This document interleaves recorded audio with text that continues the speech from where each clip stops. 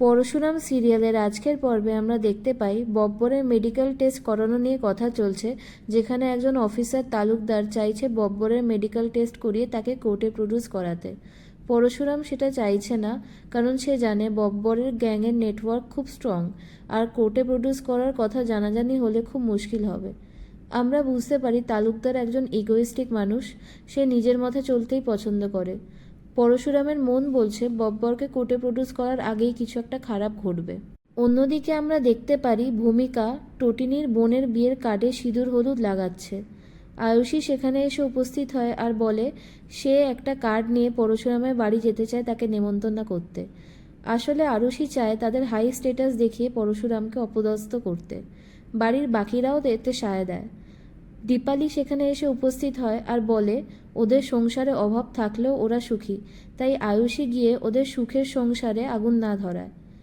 টোটিনির কাকা মানে জিৎ সেখানে এসে উপস্থিত হয় আর বলে আয়ুষী নিশ্চয়ই যাবে।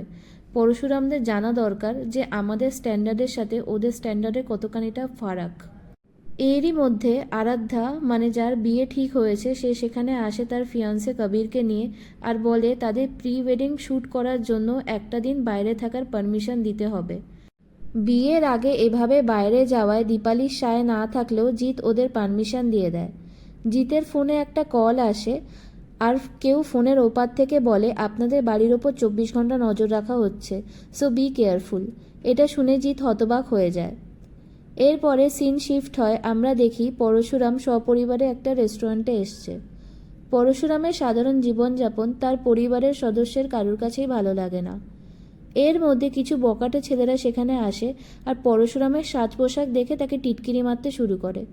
টোটিনি চিৎকার করে এসবে প্রতিবাদ করে ও তাদের দমিয়ে দেয়। এরপরে তারা একটি টেবিলে বসে পড়ে আর সবাই মিলে ড্রিঙ্ক করতে থাকে।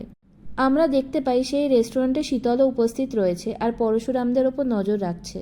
শীতলের কথায় জানা যায় যে পরশুরাম সকলের কাছে শিবপ্রসাদ নামেই পরিচিত, কারণ বাইরের সবাই তার আসল পরিচয় জানে না।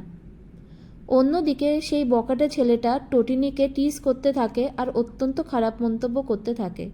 টোটিনি রেগে গিয়ে ছেলেটাকে থাপ্পড় মারে। পরশুরাম পরিস্থিতি সামাল দেওয়ার চেষ্টা করে আর সেই ছেলেগুলোর কাছে ক্ষমাও চেয়ে নেয়।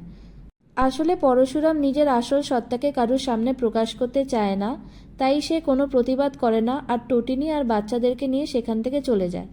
পরের পর্বে আমরা দেখতে পাবো পরিবারের সবাই সামনে না থাকায় ছেলেগুলোকে পরশুরাম উত্তম মধ্যম দেয়, যা দেখে শীতল আন্দাজ করতে পারে Parshuram is not a common man.